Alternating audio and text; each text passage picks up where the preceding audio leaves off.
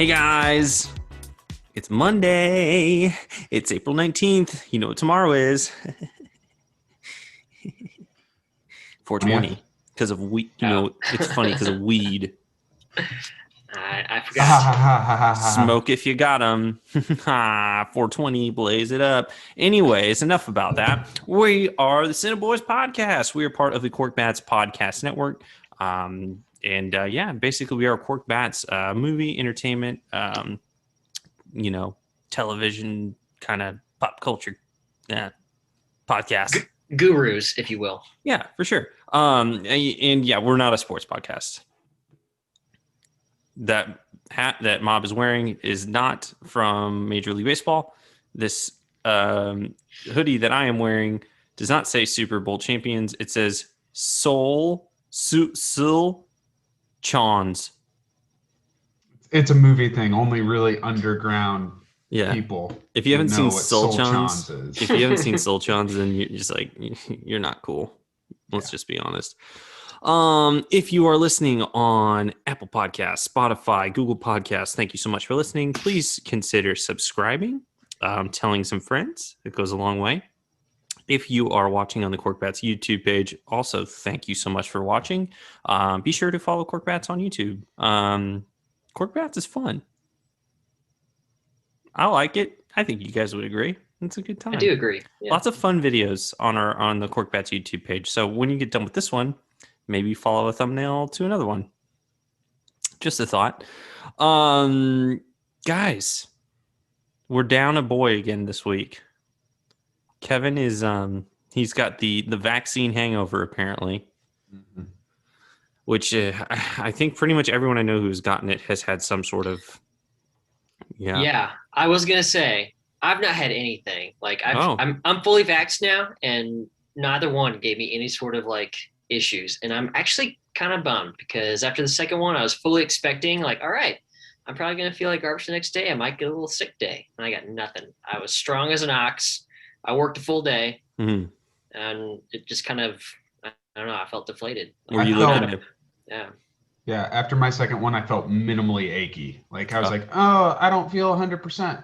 And then, but that was it. Were you looking to get that day off, Tom? Yeah. I get it. I was hoping to have a nice sick day because I don't get sick that often. That's good. Little brag. Brag. That is a brag, but hey, that's a good thing. Good for you, man. Really proud of you. Well, speaking of Healthy. Tom, my name is Kitty. I'm one of the co-hosts of the CineBoiz podcast, and I'm joined by two of the boys, not all three others. And we'll start with Tom there in his home office. Tom, what are you big on this week, my man? Doge. Dogecoin, baby. Still got all your money in there, buddy? I do. Good for you, man. I'm riding this ship to the moon, my man. Good for you, dude. I was a dummy. I pulled it out because I was like, oh, it'll dip, and then I'll buy a bunch more, and then it didn't really dip. So I just love how much confidence it's giving me in the fact that I am an expert in trading and buying and selling, and I'm just gonna start pouring a lot more of my life savings into the market, I think. So wise decision, because markets never crash. Exactly. I'm just gonna make a lot of snap decisions. There's no such thing as a cryptocurrency bubble. That's a myth. So you're good. I would actually, you know what I would do? I would liquidate your 401k and just put all of that into Doge. Way ahead of you. You'll be a millionaire. Since I've switched jobs, I have been looking for something to do with my 401k earnings from VU. So there you go. Dogecoin. Mm-hmm. Tom's going to be just living it up on yachts and partying, and we won't be invited. Dolphin. He'll have a new podcast. You should start an investing podcast where you just talk about the millions you made on Doge and your lavish lifestyle. It'll be awesome. Yeah. We're also joined by our good friend on the East Coast in Kentucky, Mr. Michael O'Brien. Hello, Mob. Hello. Dude, what are you big on this week, my man? I am big on bad boys. And here, we have a resident bad boy here with us, and that's our main man, Ken. That's me. But he's not necessarily who I'm big on. I'm always big on you, Ken, but this isn't the point of the story. So my family came and visited me this weekend. they brought my grandfather decided to buy a souped up like GMC Sierra truck, and he wanted to take it for a spin. So they decided to take that truck out here and visit me in Kentucky. All right. So we're out there looking at it, and I go, hey, Papa, which is what I call my wonderful grandfather. I was like, are you getting customized plates? And he goes, yeah. I go, oh, what's it gonna say? And he goes, bad boy. What? Nice. So I looked at him, I go, are you serious? He goes, yeah. I looked at my dad just to make sure. I was like, is he serious? And I was like, I don't know. I was like, it's gonna say bad boy. And he goes, yeah. And so you're gonna see this if you're in St. Louis, look for it. South County area, probably. This big old GMC truck with the license plate bad boy. See that 86, 87-year-old man driving? That's my grandfather. Is he going to spell it how we think it should be spelled? I doubt it. I don't think he's thought that far ahead of it. With an I. BADBOI. But I just like, when I'm that age, I hope that's what I do. I hope I buy a souped up truck and put a I think that's incredible. That says bad boy on it. That's like the least grandpa-y thing I've ever heard, and I dig it. Yeah. Right. That's so great. Good for him. Good for him. Well, yeah, you know what? Here's my thing, and here's what I'm big on this week. I have to be really careful with it, though, because it involves spoilers. So I'm going to be very vague about my big on this week, but it has to do with Falcon and the Winter Soldier, and the new character who was introduced, who is played by a very well-known actress who is now in the MCU, who I'm just so excited she's there. I don't know if you guys are up to date on Falcon and the Winter Soldier. Okay, then I will not reveal who this actress is, but when you see it and you see the actress, you will say, oh yeah, we've needed her in the MCU big time, and she's there now and will likely play a huge role. So thumbs up to for joining the MCU. See what I did there? Well done. So no spoilers, so you got to watch it. But I think you'll have the same reaction. Is it Barbara Streisand? It is not Barbara Streisand. Sam. Babs. Man. We could just do the whole episode where you guys try to guess, and I don't tell you either way. Yeah, that's entertaining. That could be a good one. That could be a good one. But let's not do that. Let's just say watch Falcon and the Winter Soldier and prepare to be very excited about who's in the MCU now. Anyways, guys, it's been a big weekend for movies. We got some box office numbers. So what do you say we hop into those real quick? Okay.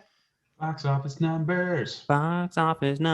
All right. So coming in number 3 this week with $2.1 million is The Unholy. Wasn't that in 3 last week? I think so. I think it's the same 3 this week. Spoiler. Yeah. So the spooky movie made $2.1 million. Coming in at number 2 is Nobody with $2.5 million. And when I say Nobody, I mean the film called Nobody, not Nobody came in second. So there you go. Has anybody seen that yet? Not yet. No, but someone I follow on Twitter was like, it's exactly what you think it is, and that's why it's good. Yeah, that's always good. When a movie just knows what it is, doesn't try to be anything else. Yep. Which brings us to our number 1 movie, because it's exactly the same thing. Knows what it is, not trying to be anything else, and it does a good job. Godzilla vs. Kong made $7.7 million, which is almost as much as Tom has made in Dogecoin, if I am not mistaken. Pretty close. Almost. Got it. Well, cool. Well, man, those are our box office numbers this week. So here is where we're at now. This is typically junk drawer fact check time. Okay? The new segment in our show we debuted a couple weeks ago. And I am, I wouldn't say pleased to say, but I'll say that good job, Junk Drawer, this past week. You didn't screw anything up. There were no mistakes made about movies this week by the Junk Drawer. So congratulations. Good job, guys. However, it's very, very exciting. However, there was a take that was made on this past podcast that I think we should probably address on the Junk Drawer, not our podcast. Our takes are always solid. Austin mentioned a little film called Hitch and basically said that it's not good. I want to get your guys' opinion on this first before I give my opinion. How does that make you feel? Mob, you should go first. So I once was at a wedding and there was a female on the dance floor doing some sort of like the earwax move. And I went up to her and I went, like, I didn't actually slap her, but I did the slap, get out. Mm-hmm. And she said, well, if you're so good, why don't you show everyone what to do? And I said, I'm sorry, that's from the movie Hitch. So I think it's a quotable movie. I enjoy it. I like Kevin James in it. I like Will Smith in it. I don't think it's a bad movie. I think it's quite an enjoyable rom-com. Is it the best? No. Yeah. Okay. Tom, how does this make you feel? I mean, I don't like what he says. I always have a good time. I always have a great time when I watch the movie. I think it's very enjoyable, very entertaining. I like that combination of Will Smith and Kevin James. I don't know what crawled into his. I don't know. I don't have anything to say about that. Here's another thing I'll say about it. It tells me something. It tells me that Austin did not grow up with basic cable to where he could only watch TBS with Hitch on 2, 3, 12 times a week.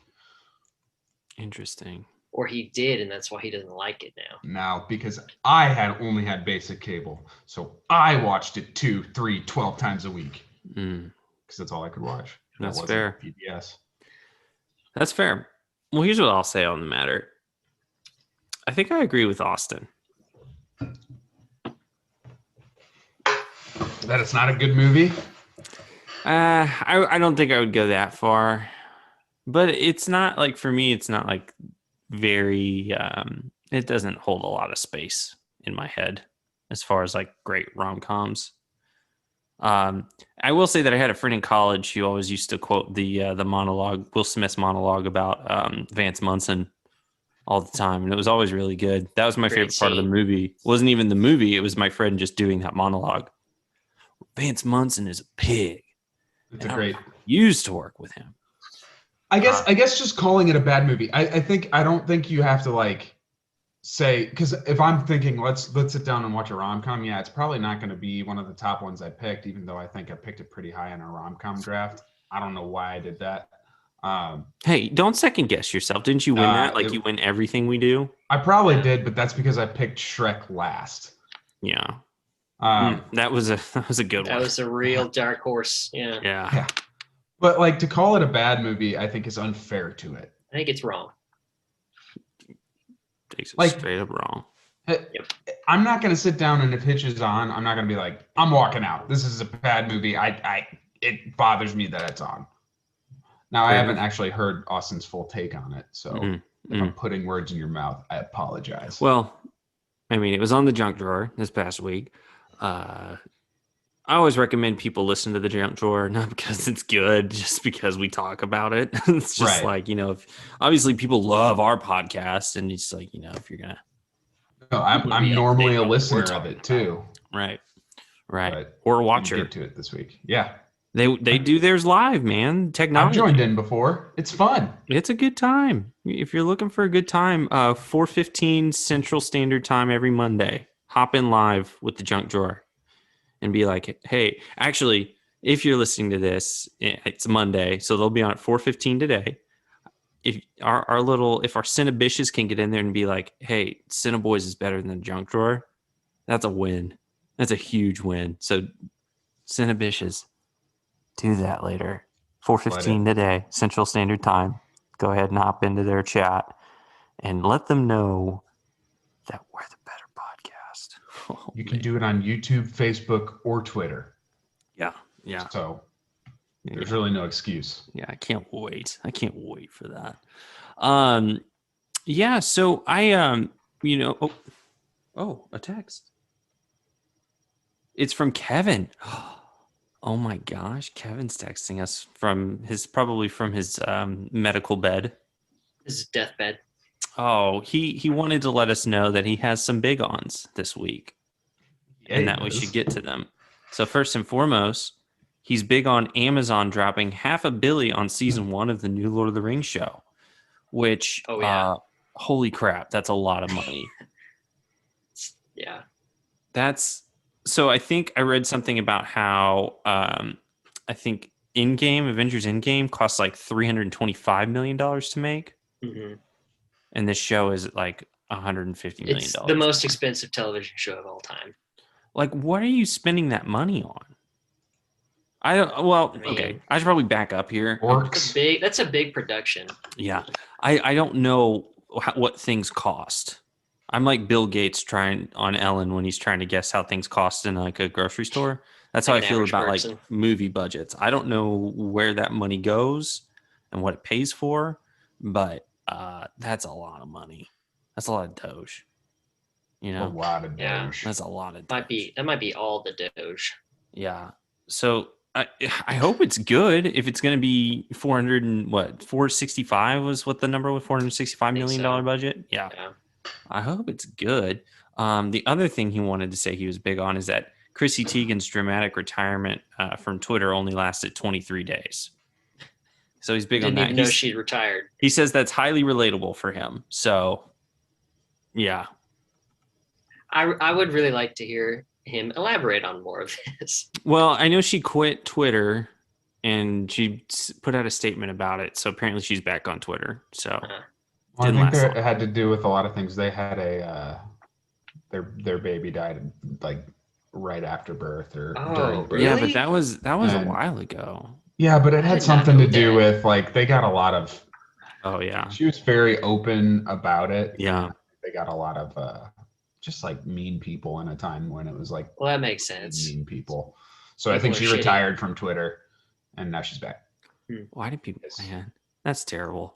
I think those people need to get like a mile. I think those people need to get COVID. And here's the thing: it won't kill. It won't ruin their lives or anything. Lesson. Probably not. It's just like God be like, this is why you got it. Because you were mean to people on the internet. So, yeah. Guys, this is a big week coming up this week. I don't know if you know that. But this coming Sunday is the Oscars, which is like basically our Super Bowl, not a sports podcast. But there's a lot of, with the Oscars coming up this week, it feels like there's, a lot of uncertainty as far as who is going to actually win Best Picture. I think Nomadland was in like ahead for a while as far as like the predictions. And now like Sound of Metal is like rising up, which I'm all for. Sound of Metal is so good. Have you guys seen it? I've seen Sound of Metal. Yes, I very, very excited for the Oscars. I just want to let everybody know the official Oscar Best Picture rankings will be coming out on our Twitter and Instagram this week. So we're actually going to rank what we think are, and there's 8 Best Picture nominees. We're actually going to rank them from worst to best and what we think is our favorite and what's going to be the most deserving if it wins, which it should win. Because when we put out a list, it's definitive. We're not tiptoeing around the subject. We have the definitive lists when it comes to movies. So be on the lookout for that this week. I'm thinking maybe we should do a live stream. Hey, let's do it. Pretty good idea. But I think in celebration of the Oscars coming next week, I think it would be good if we did some Oscar trivia. What do you think, Tom? I think so as well. All right. Try to baffle us. Let's get right into it then. All right. First question. Which movie won the Academy Award for Best Film in 1953? Was it Singing in the Rain or The Greatest Show on Earth? The Greatest Show on Earth. I'll say Singing in the Rain. The answer is The Greatest Show on Earth. Oh, yeah. I'm beating Kenny. This is not good. Let's stop now. Let's stop this now. This is my thing. I think we should end it and just call it a game. All right. How many, or I guess which movies so Meryl Streep has been nominated a lot of times. You know, with the Oscars, you got to give the obligatory Meryl Streep question. Mm-hmm. She's been nominated a lot. But which movies has she actually won for? Was it Death Becomes Her, Out of Africa, or The Iron Lady? Was it Kramer versus Kramer, Bridges of Madison County, and Doubt? Or was it Kramer versus Kramer, Sophie's Choice, and The Iron Lady? So she's won like 3 apparently. Which of those choices? I'm gonna need you to go through them again because now I understand so the first, what the answers are. Sorry. So first answer, or first, potential answer, Grouping. Death Becomes Her, Out of Africa, The Iron Lady. Second grouping, Kramer versus Kramer, Bridges of Madison County, and Doubt.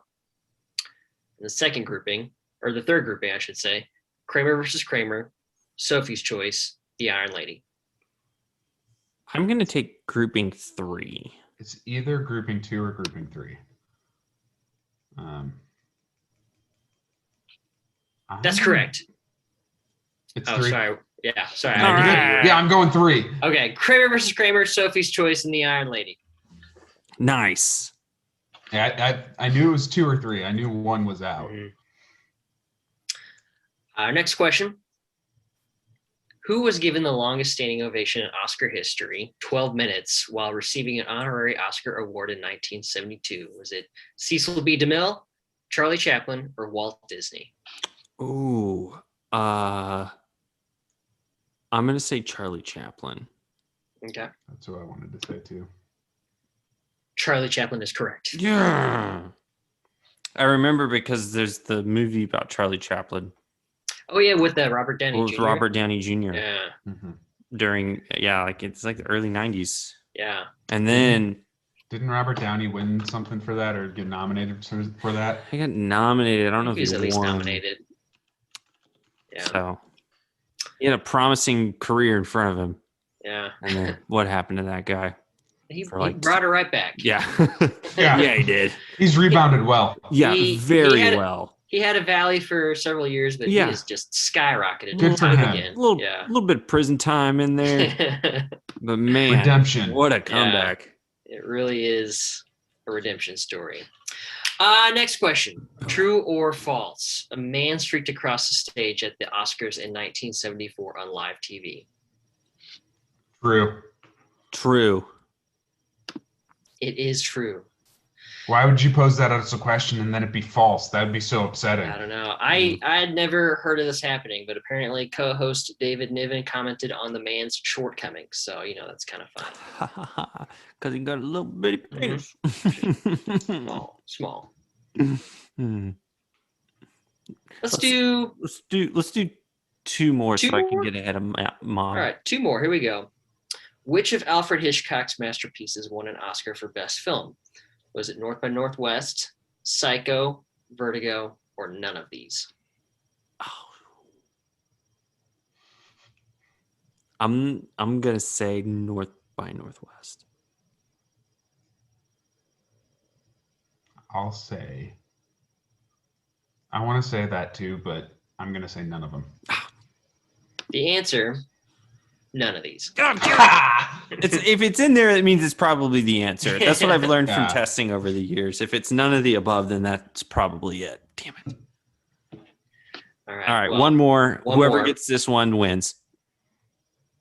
Who was the first African-American woman to win an Academy Award in the Best Actress category? Was it Dorothy Dandridge for Carmen Jones in 1955? Whoopi Goldberg for The Color of Purple in 1986, or Halle Berry for Monsters Ball in 2002? I know the answer, but I want Mob to say it first. Halle Berry, Monsters Ball. It's Halle Berry. He's right. It is Halle Berry. Good work, boys. Oh, Mob wins. I knew that one too. That's so defeating. That hurts my heart that I lost that one. Oh, gosh. All right. All right. So here's my question before we get into movie anniversary, since the Oscars are next week. Gun to your head, who's winning Best Picture? Nomadland. Tom?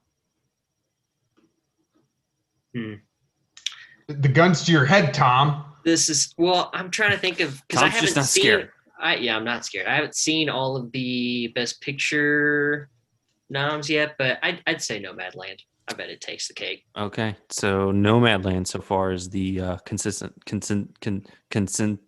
consensus, whatever that word is. Words are hard. What are words today, man? They're hard. Gosh, Monday, am I right? Yeah, I think that's gonna win. I would really like it if Sound of Metal won, but I will honestly. I'll probably be happy with any of them winning. Well, yeah, because you got millions of dollars in Dogecoin. You're going to be happy no matter what. I'll be a very happy rich man. I feel more often than not, I have stronger feelings about who I don't want to win than I do who I want to win. Is there any movie you especially don't want to win this year? This year, I don't really want Mank to win. Yep. Just because I was like, if that wins, then I should retire because I didn't enjoy it that much. I understand why it's a good film. Like, I get it, but I didn't enjoy it. Yeah. No, I'm the same way. Like, I just read so much stuff before that movie came out about how it's David Fincher's best film. That's not accurate. And then it's just not true. Like, it's just not. Like, I'd watch Gone Girl over my Mank any day. Gone Girl was good. Yeah. That's a great movie. Yeah. It didn't get nominated for shit. Actually, Rosamund Pike got nominated for an Oscar for that movie, but just being a crazy lady. She's very good at it. It's her style. She's good at it. Well, Tom, how about we get into some movie anniversaries?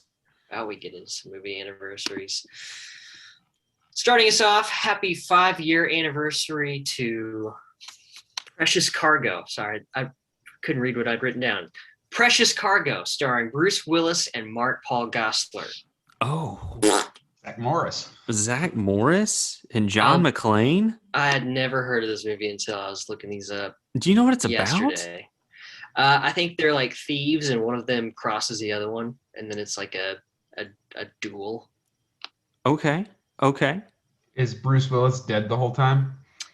No, but here it has me wondering though. So I feel like I've been coming across a lot of these like straight to streaming or straight to home video Bruce Willis movies lately. Like, he's made a lot of these types of movies like the last 10 years. Mm-hmm. And I'm wondering, like, there's a lot of it. And I'm wondering, is he becoming the next Nick Cage?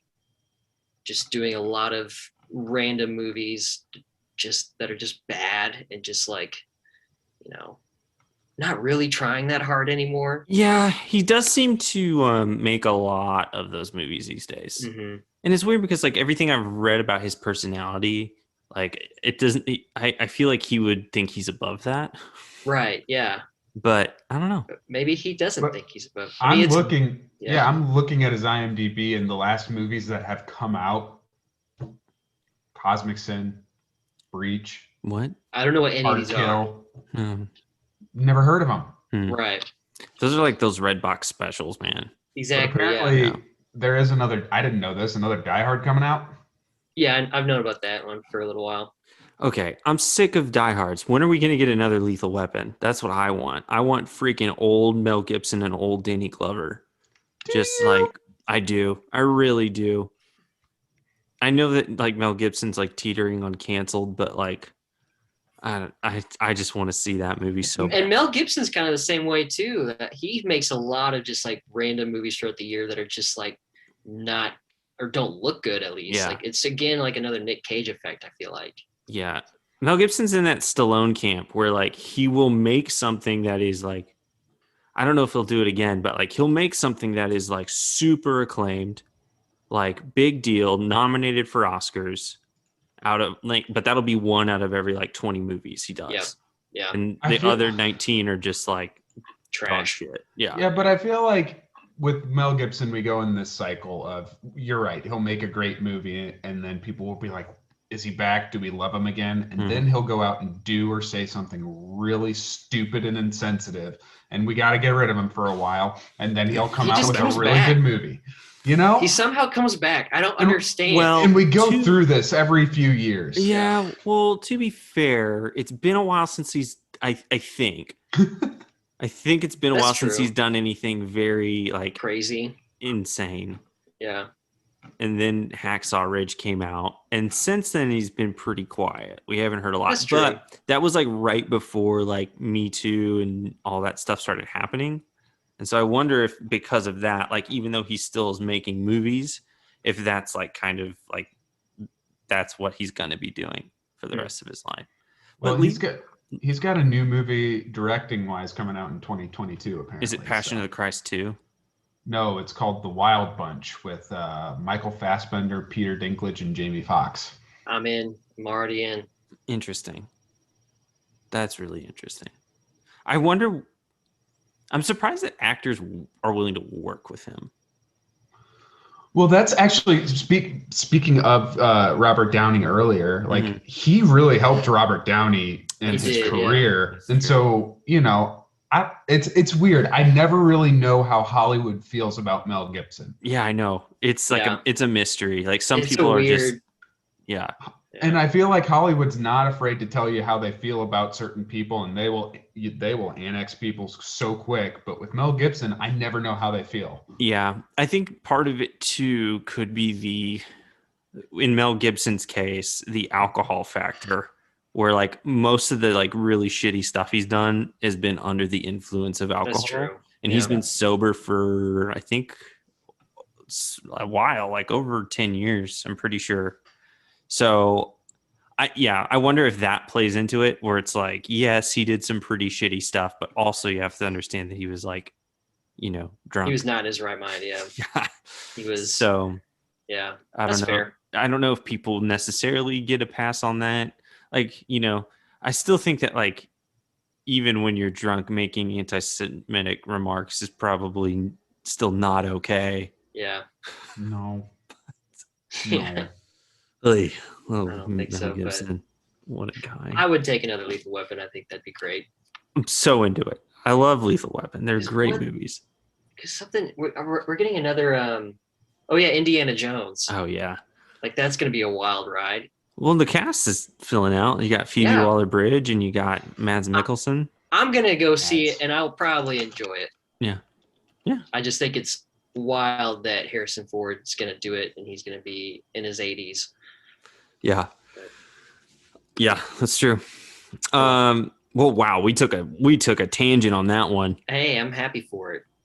Happy 10-year anniversary to the Bang Bang Club, which I think had Ryan Phillippe and Malin Ackerman. Is that her name?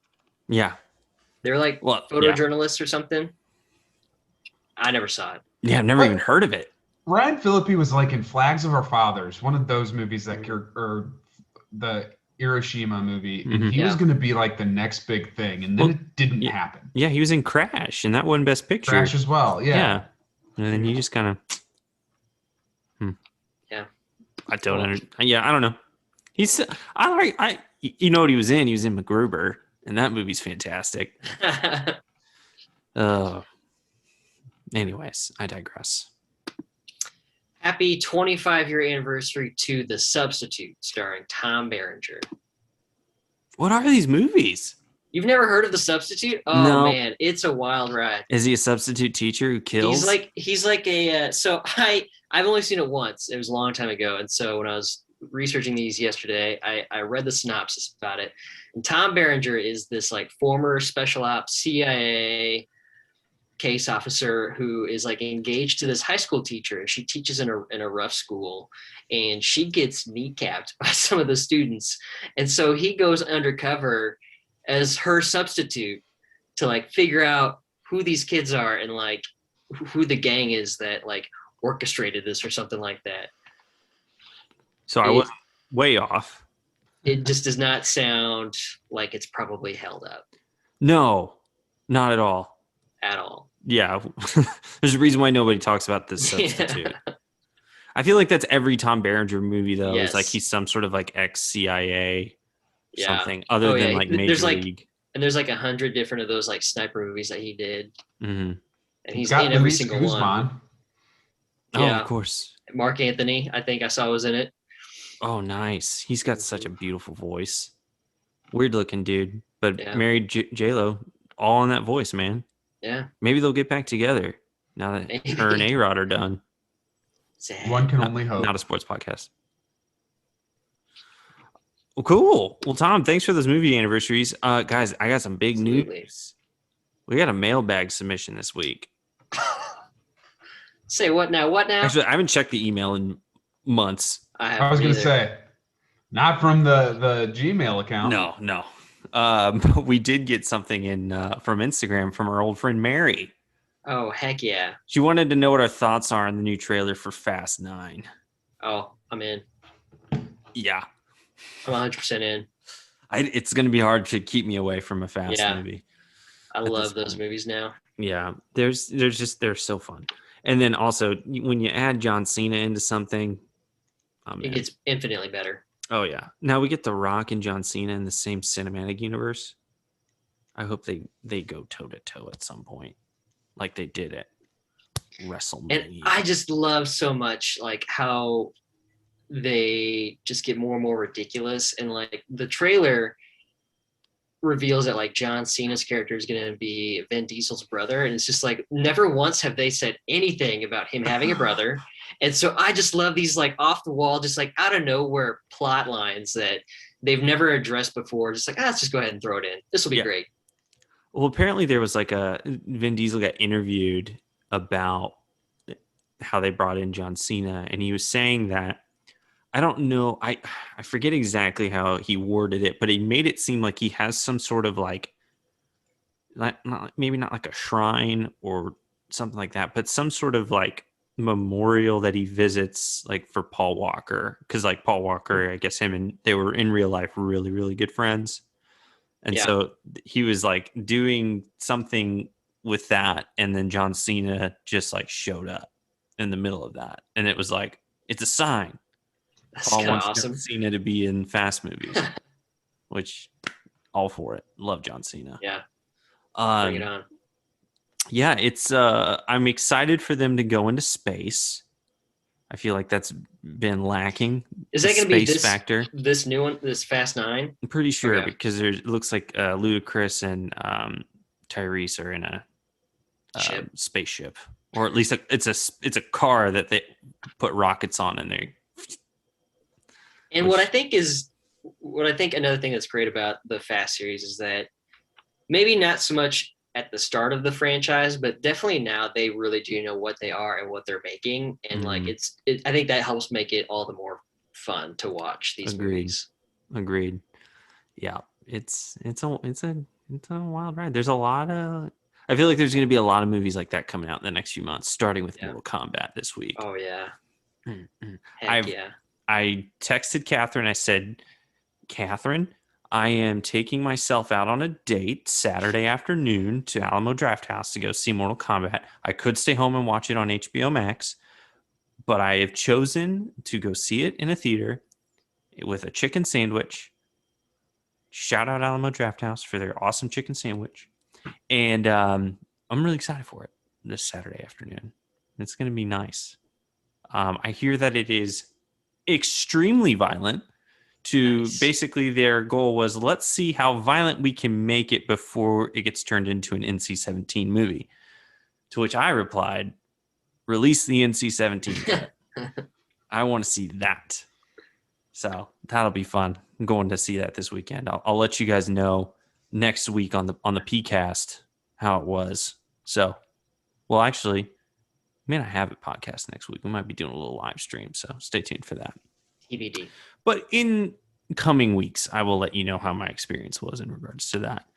But yeah, I think that's pretty much it for this week, guys. Kind of a shorter episode. We'll blame it on Kevin. He brings all the content. It's 100% we call him his fault. We call him Content Kev, you know.